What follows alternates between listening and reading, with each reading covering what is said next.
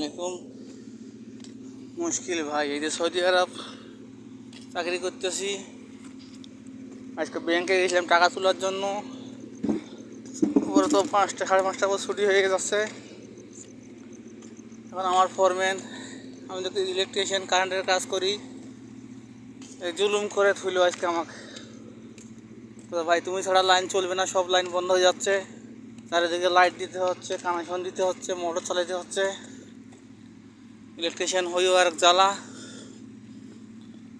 না পারি থাকলাম। রাত 10টা বাজে গেছি, এখন আমাদের ছুটি। 10টা বাজে নাই, 9টা পার হয়েছে। এখন খাবো যাই অফিসে, খাওয়ার পর রওনা দিব রুমে।